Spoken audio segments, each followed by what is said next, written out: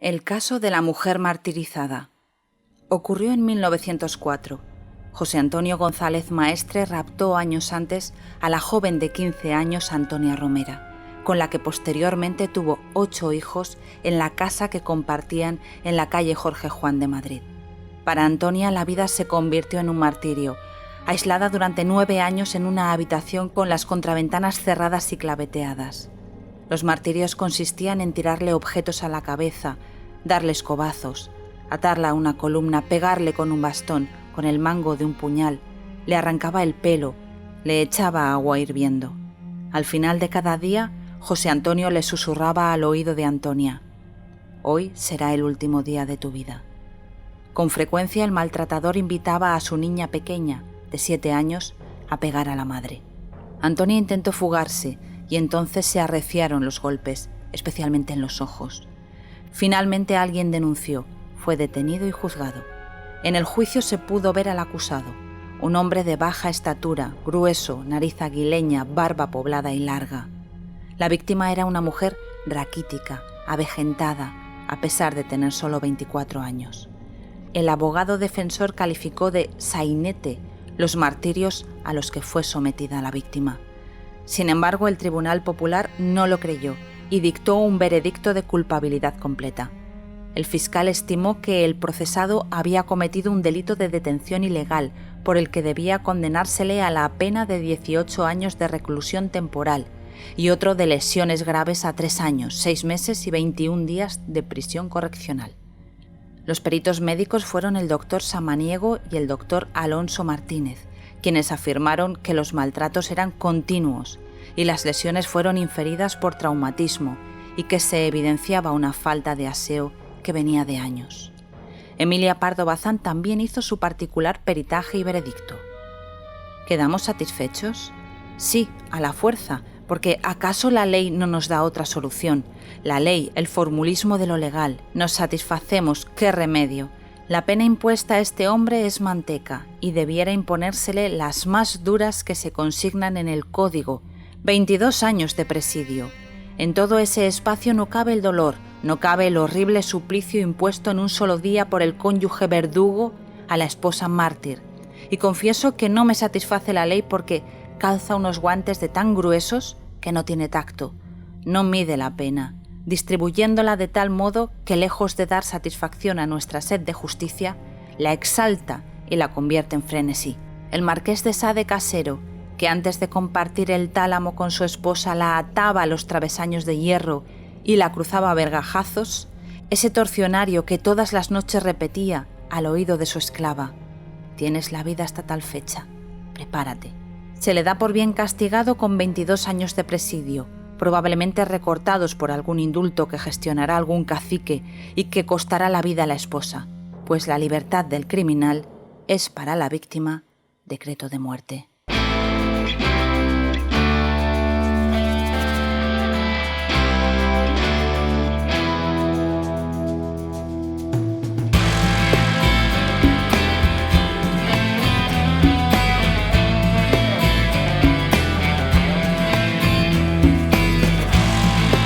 Soy Ana Vallabriga y esto es Sin Ficción, el podcast sobre crímenes reales y literatura de la editorial Al Revés. Un podcast donde los días 15 de cada mes hablaremos sobre libros de true crime y novelas policíacas.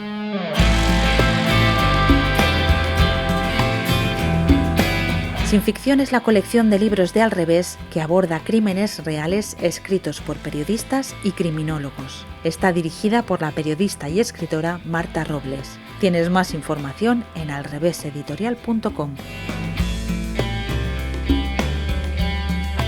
Mi nombre es Marisol Donis, soy farmacéutica, criminóloga y escritora. Tengo escritos 9 libros sobre temáticas de criminología y luego tuve un paréntesis coincidiendo con la pandemia, yo creo que fue para animarme un poquito, que me dio por la crónica rosa. Cambié la crónica negra por la crónica rosa y en la crónica rosa publiqué 2 libros. Uno, periodismo de confitería, y después Anfitrionas. títulos de criminología a destacar de los que he publicado, pues por ejemplo Envenenadoras, otros Sirvientas asesinas, y soy la autora de mi último libro, que se llama Emilia Pardo Bazán y su fascinación por la criminología.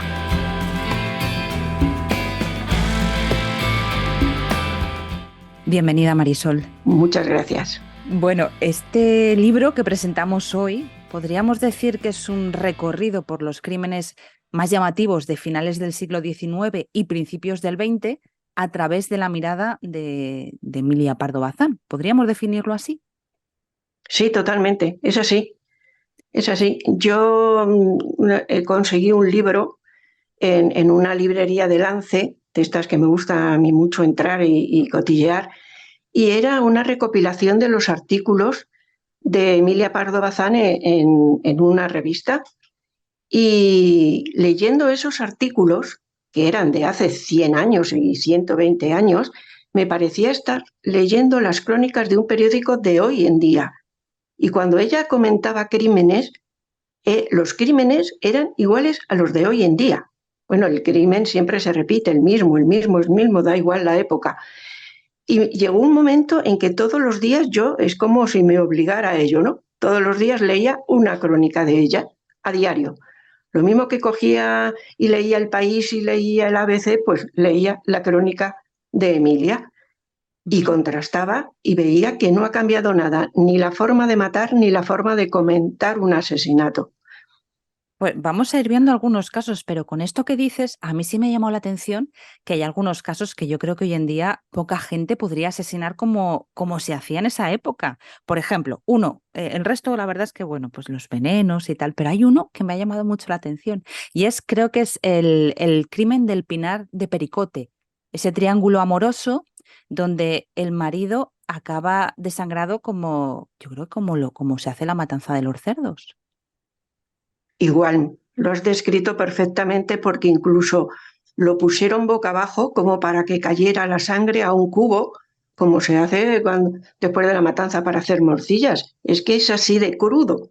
Parece que estamos hablando en plan, pero es que es así de crudo. Ese crimen fue en un pueblo de Valladolid y es de los que más me llamaron a mí más la atención y a ella, a Emilia. Porque aparte de que es un triángulo en el que la que incita a matar es la mujer, es un triángulo de mujer, amante y marido, y la víctima es el marido, pero la que incita es ella. Mata el amante, pero ella es el cerebro del crimen. Y se les condenó a muerte a los dos. Y además, precisamente, Emilia, que siempre se ha preocupado de la mujer, de que si va al palo, se llamaba eso al garrote, ¿no? Que si va al palo, que si no va al palo, irá al palo. Emilia se preocupaba de la suerte que pudiera correr esa mujer, aunque siempre ella ha censurado que una mujer mate, pero quien verdaderamente le interesó a Emilia de ese caso fue el verdugo. De hecho, le sirvió para publicar una novela corta. O sea, el interés de ella en ese caso fue el verdugo. Y luego estudió la vida de los verdugos y censuraba que a un verdugo se le tiraran piedras el día que iba a ejecutar, cuando el pobre hombre era ejecución de sentencias. La sentencia no la dictó él. Ese crimen es muy interesante. Sí, además Pero, no, perdona, pero la forma de matar sigue igual, ¿eh? Hay un crimen muy reciente, de una mujer que incita a un compañero de trabajo de ella a matar al marido. Eso sí. ha ocurrido ahora 2 años. Sí, en Valencia. Sí, el crimen de la viuda negra, bueno, de viudas. Sí.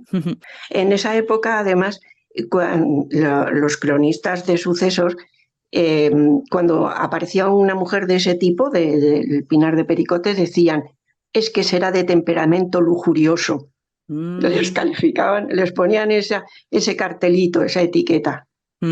Sí, porque además hay otra cosa que comentas tú en el libro a lo largo de los crímenes, y es que en esa época, bueno, que son bastantes años, pero bueno, en esa época, digamos que la justicia era más benevolente con la mujer, excepto con las sirvientas y con las adúlteras.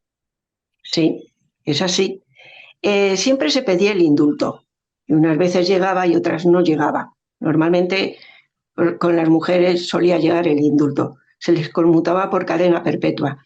En el caso de las adúlteras y de las sirvientas no, porque decían que se habían rebelado contra su rol social. Es decir, una mujer no puede matar al marido porque para eso es su legítima esposa y una sirvienta no puede matar al amo. Y en esos dos casos iban a garrote casi todas. De hecho, yo tengo un libro que se llama Sirvientas asesinas y casi todas fueron a garrote. Y sin embargo, la sociedad era muy permisiva con los llamados crímenes pasionales, cuando el asesino era él, claro. Hombre, tanto como permisiva no la veo yo a la sociedad. Cuando no, permisiva, ¿no? Tú te refieres a los mujericidios que ella Sí, ella acuñó ese llamaba término. mujericidios, sí, pero por ejemplo está el caso de este pintor de origen Ah, el filipino. pintor Luna, Sí, pintor Luna. Sí, pero eso era porque él tenía cierta categoría. Y cuéntanos es ese más, caso, es un caso muy interesante ese. ese es un caso de un hombre que además se creía por encima del bien y del mal, de tal manera que cuando mata a la mujer y la Pardo Bazán critica ese crimen, él se permite el lujo de enviar una carta a la Pardo Bazán criticando que se meta con él. O sea, él encabeza, señora mía, no sé qué, no sé cuánto, no entiendo cómo puede usted decir que yo, qué tal y qué cual. Pero bueno, interesante, no tiene mucho ese caso, porque precisamente cuando se cometía un crimen de la clase media alta, no tenía demasiado interés. No, le dedicaban incluso pocas páginas o pocas líneas en la prensa. Lo que gustaba era los mujericidios, pero como por ejemplo ese ¿cómo se llama? Del Canesú. O sea, de Mm, gente baja que cometía un crimen pasional. Eso sí que apasionaba, porque decían, está como al alcance de cualquiera, ¿sabes? ujú. Sí, el crimen del Canesú, que es ese, bueno, era una pareja muy jovencita, ¿no? Él tenía 18 años y ella tenía 16 Sí, y vivían en casa es de que los... sí, vivían en casa de los padres. Es que este libro ya no es que se rescaten crímenes olvidados, que eso también tiene su interés. Lo que a mí me interesaba era reflejar cómo era esa época. O Ujú, sea, cómo los padres... Emilia siempre decía que la pobreza era la fuente de los crímenes. O sea, los golfillos y todos esos llegaban a ser criminales porque los padres los lanzaban a la calle a pedir limosna e incluso los alquilaban, fíjate, a los niños para lo que quisiera el alquilador. Entonces, cuando tenían una hija adolescente, estaban deseando que se largara de casa. Entonces, en este caso de lo del Canesú, eh, el chico era organillero y era más bien vago y tenía como 16 o 17 años igual que ella. Y entonces los padres la animaron a que abandonara la casa y se fuera a vivir con él a casa de los padres de él. Y él era un vago, ella tampoco trabajaba, las pasaban canutas dentro de la casa de él y ese crimen fue bestial porque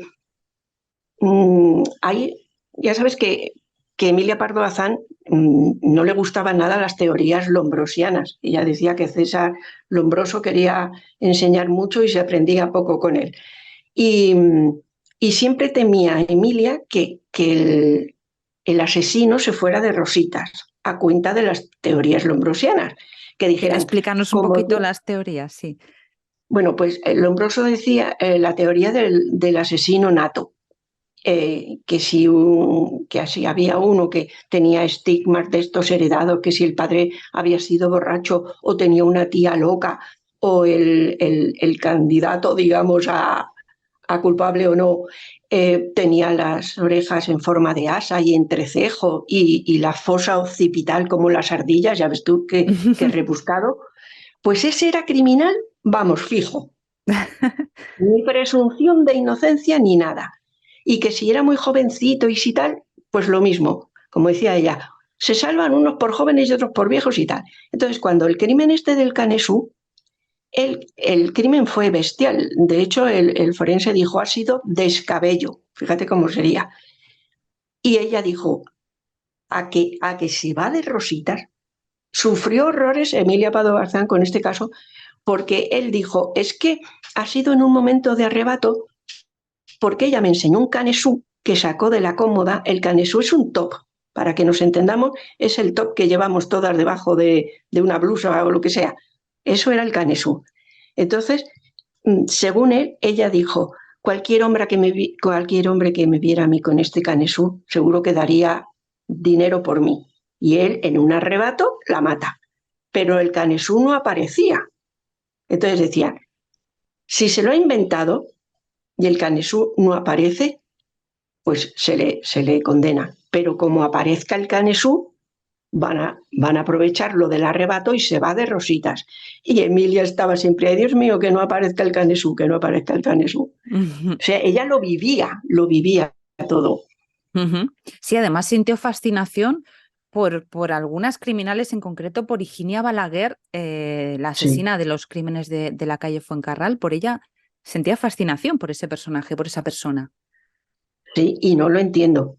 Porque mira, no, es que es verdad, mira, en la calle Fuencarral ocurrieron dos crímenes. Uno en 1888, que es el de Higinia Balaguer, que además era mentirosa patológica. Y cuando la detuvieron, primero decía que había sido ella la que mató a su señora, después que no, después inculpó al director de la cárcel, Modelo. Bueno, era tremenda. Y todos los días daban información de lo que hacía ella en la cárcel. Las monjitas de la cárcel de mujeres de la calle Quiñones, en San Bernardo, la cogieron un cariño loco, que no lo entiendo. Y todos los días comía de caprichito. De hecho, la prensa satírica de la época, que es buenísima, decían, hoy la señorita Higinia Balaguer ha degustado un vaso de leche con bizcochos soletilla y no sé qué, no sé cuánto. A la noche para la noche la tienen preparada merluza en salsa verde. Y daban el parte a diario de eso. Bueno, pues Emilia estaba fascinada por ella.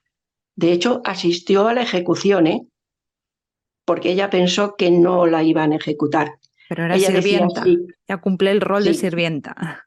sí, pero claro, era la sirvienta y tal. Pero ella aún así pensó que se iba a librar, porque decía, si no hay igualdad entre hombres y mujeres, pues que les traten de la misma manera.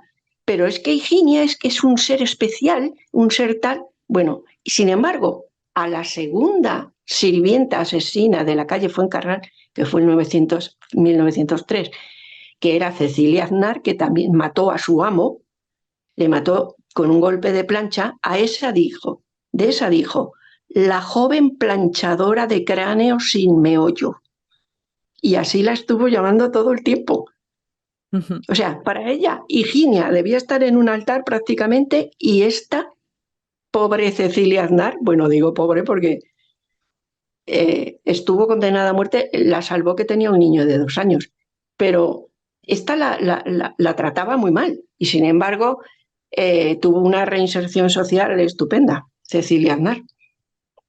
Bueno, decía que su amo, ¿no? Bueno, el señor de la casa, que había intentado abusar de ella, ¿no? Había intentado propasarse. Sí, sí, es que el hombre es el señor pastor. Mira, él tenía una cocinera, que a esa ni la tocaba, luego tenía como un lacayo para él, que le ayudaba a esteritar, y a Cecilia. Y él a las 6 de la mañana tocaba la campanilla y el primero que llegara a ese ya sabemos lo que le pasaba, a las 6 y pico de la mañana. Y Cecilia ya estaba un poco harta de él y lo que no entiendo, nunca he entendido es por qué ella planchaba en la habitación del señor, porque era de esas casas con alcoba y gabinete y en el gabinete era donde ella tenía la plancha. Bueno, pues ese día a las 6 y pico sonó la campanilla, el lacayo no se movió de su sitio porque ya estaba harto y fue ella. Y como era para lo que era, en un arrebato, esa sí que fue en un arrebato, con la plancha le mató. Y en esa época se intentó salvarle de la pena de muerte, que luego al final le salvó el bebé que tenía, pero se intentó demostrar que en ese justo momento ella estaba con el síndrome premenstrual, que llamamos ahora, que entonces se llamaba crisis catamenial. Pero bueno, eso ante un jurado no sirve para nada, porque en algunos casos se había resuelto así, pero porque habían ejecutado a la mujer y en la autopsia habían visto cómo estaba el endometrio y todo eso. Pero claro, en vivo no puedes asegurar que en el preciso momento faltaban 4 días para que le viniera la regla, ¿entiendes? Pero quisieron, por primera vez en España, quisieron para salvar en el futuro a cualquier mujer que fuera condenada a garrote. Decir que en ese momento estaba pasando por el síndrome premenstrual. Fue con Cecilia con quien se comentó, que eso es curioso. Sí, sí, desde luego. Y es que había, a mí también me ha llamado la atención porque tú lo recoges en el libro, que había debate sobre la conveniencia o no de la pena de muerte, que, bueno, ya lo has comentado que era garrote vil, al palo. Sí, y además que los verdugos no siempre tenían un día bueno, ¿eh? Ay, sí, eso lo Había, explicas, es tremendo. es tremendo, porque además eran unos... Mira, Gregorio Mayoral, que era como el jefe de todos los verdugos, el más antiguo, él se pasaba la vida investigando cómo hacer menos daño al reo. Y miraba el tornillo y miraba el tal y lo pulía y lo tal. Es más, y se lo probaba él. Él se sentaba y se ponía la argolla en el cuello y tal y qué sé yo. Y aún así, claro, ellos no tenían en cuenta, digamos, el fabricante del garrote y el verdugo, que giraba la manivela siempre de la misma manera, no tenían en cuenta el grosor del cuello del acusado, que además con los nervios y eso eh, tenía las venas más dilatadas. Y además, otro detalle que parece tonto y no lo es, que existía la cena del reo, es decir, la víspera de la ejecución les dejaban comer y beber lo que quisieran. Y pedían merluza, pedían chuletitas de cordero y sobre todo pedían vino, tanto ellos como ellas. Y ese vino dilataba las, las venas y las arterias del cuello, y de tal manera que cuando les iban a ejecutar, ese cuello ya no era igual que el que había probado el verdugo un día antes. Y eso era causa muchas veces de que tardaran, incluso hubo uno que tardó 20 minutos en morir. Ay, Tremendo. claro, porque eso se supone que el garrote vil es que te desnuca, ¿no? Te Sí, te corta, entra secciona los nervios de...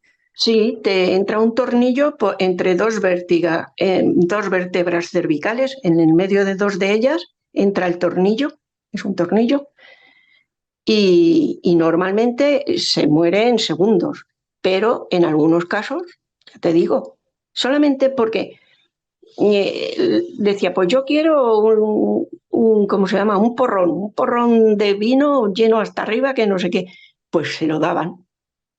Y eso parece que alteraba, efectivamente.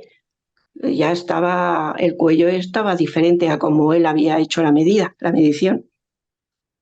Madre mía, era terrible. Pero bueno, me ha llamado la atención eso porque tú lo recoges, que había ese debate, ¿no? De la conveniencia y demás de la pena de muerte, que parecía que Sí, era... porque es que había personas que decían que con el castigo ese de la pena de muerte, como que la gente se pensaba más en cometer delitos o no. Pero está comprobado que el castigo ese no les sirve para, o sea, No tienen, disuade.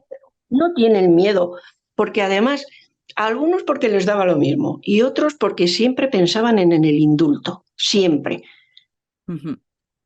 Y hay una cosa que también me ha llamado la atención y que la señala Emilia Pardo Bazán, y tú lo recoges en el libro, y es la cantidad de curas implicados en delitos. Sí, sí, sí, sí. Pero en delitos, además, eh, se descubrió además que normalmente los que cometían delitos eh, estaban todos amancebados con la señora, digamos, que les hacía la limpieza y estaban amancebados. Uno de ellos, Galeote, que además en el juicio fue muy gracioso, porque él decía que no, que esa era no sé cómo, su ama. Pero claro, cuando entraban en la habitación del cura a tomarle declaración, veían que solo había una cama. Y decían, ¿y el ama dónde duerme? Y decía, Pues en cualquier sitio, nunca me he preocupado de ese detalle. Y hay uno galeote que en el juicio la ponen a ella a declarar y ella no negaba nada y empieza a contar la verdad, que están liados y tal. Y él no solo no se inmuta, sino que se gira hacia el público y dice, ¿qué pico tiene? ¿Qué pico? Pues bueno, es que hay unos casos ahí en el libro, hay uno especialmente con la madre que acaba envenenando, bueno, no envenenando, lo acaban matando al marido de mil y una maneras porque no eran capaces de esperar a que el veneno surtiera efecto. ¿Pero cuál? Y ¿El de Comesaña? espérate, es que ahora no me No. acuerdo cómo se titula el caso. Era la mujer que tenía, el marido quería hacer tratos con uno de unas tierras o de unas posesiones que tenían, ella no quería y que tenía al marido completamente maltratado, o sea, lo encerraba en su casa, a veces no le daba de comer. No sé si recuerdas ese caso, espérate, ahora no me acuerdo cómo se llamaba. No, es que a mí de veneno el que me suena es el de Comesaña, que eso es un culebrón, vamos, ríete tú de las series estas turcas. Ella, el marido se va, a ver si es este, el marido se va a Argentina a emigrar para, aunque tenían muchas tierras y muchas cosas en Galicia, él se va a Argentina a hacer más dinero. Queda la mujer aquí y se lía con uno.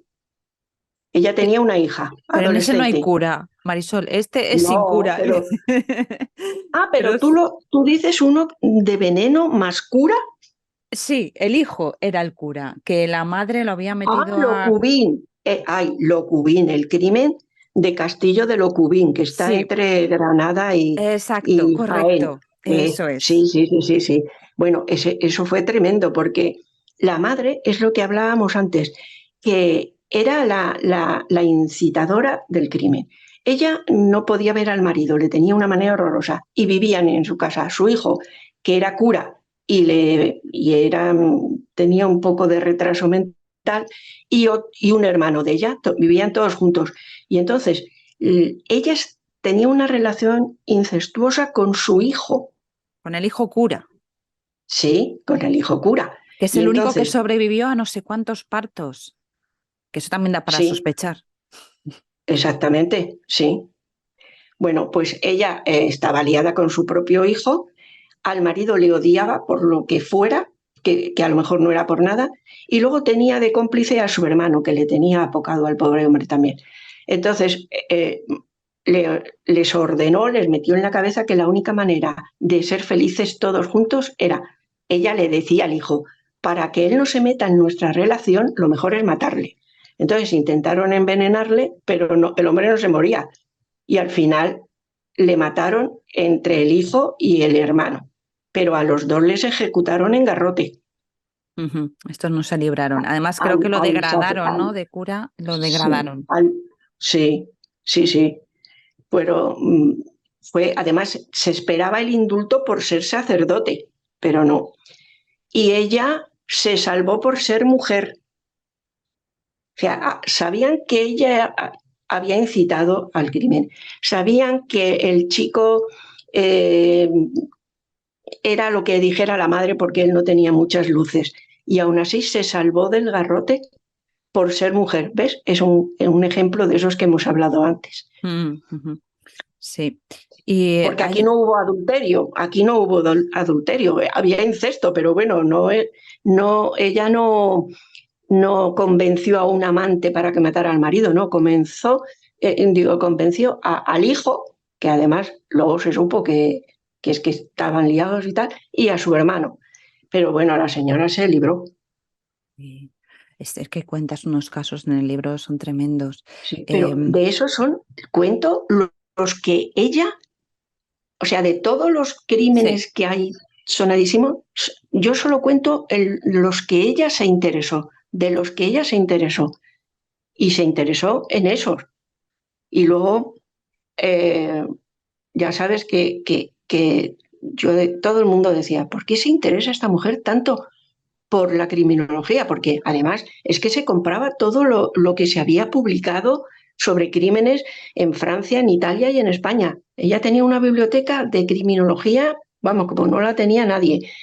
Y, Y decían, y es que, ya sabes en el libro, que es que a la abuela la asesinaron, a la abuela de la Pardo Bazán, que por cierto, yo he leído, el abuelo, hace poco, el abuelo de Pardo Bazán mató a su mujer. El abuelo de Pardo Bazán era un santo varón que no mató a nadie. Quien mató a la abuela fue el segundo marido. Y eso ella lo ocultó siempre, pero incluso a sus amistades más grandes, él se lo ocultó y se ha descubierto hace pocos años porque hay una revista que edita la Casa Museo de Emilia Pardo Bazán en Coruña que se llama La Tribuna y unos investigadores estaban ahí en el archivo viendo papeles antiguos y apareció la sentencia, apareció el sumario y apareció todo. O sea, se ha descubierto después de 100 años que su abuela la mató el marido, el segundo marido. ¿Y por qué lo ocultó ella? Porque la daba como vergüenza decir que a su abuela la habían asesinado.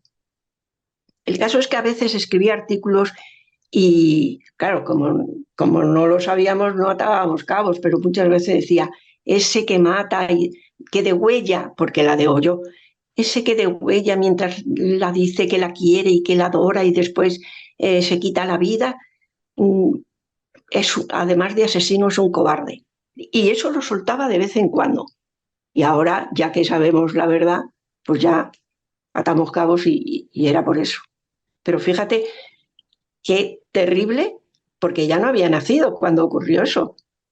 Y qué terrible que se interesa por la criminología y ve que cada vez hay más mujericidios y si supiera que ahora, fíjate, entre julio y agosto ha habido más de 15 mujeres asesinadas. Han pasado 100 y pico de años y estamos igual. Ya, tremendo. Tremendo. Ella también se preocupaba mucho del acoso a las chicas jóvenes, y que luego las violaban. Y la culpa era de la chica. O sea, a una la violan 2 guardias y dice, bueno, es que la chica era un poco ligerita. Y que eso sigue pasando ahora. Sí, sigue pasando, por desgracia. O sea, la lectura de todo lo que ella comentaba sobre crímenes está vigente totalmente. Sí. Pues es un libro muy interesante, como decíamos, es un recorrido por esos crímenes de finales del 19, principios del 20, con especial interés, como tú dices, Marisol, sobre el tema de la mujer como asesina y como víctima, ¿no? La verdad es que es una lectura que recomiendo. Yo lo he disfrutado muchísimo el libro. Es muy entretenido, con capítulos cortos donde te va explicando cada uno de los casos y la visión que tenía la Pardo Bazán sobre el caso en concreto. Así que recordad Emilia Pardo Bazán y su fascinación por la criminología, de Marisol Donís. Muchas gracias, Marisol. A ti.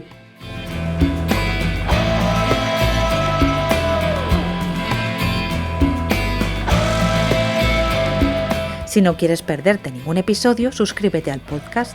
Y si el capítulo te ha gustado, sería estupendo que nos regales unas estrellas o le des a me gusta. Ya sabes que estaremos de nuevo contigo el día 15 del próximo mes. Gracias por escucharnos y por leernos.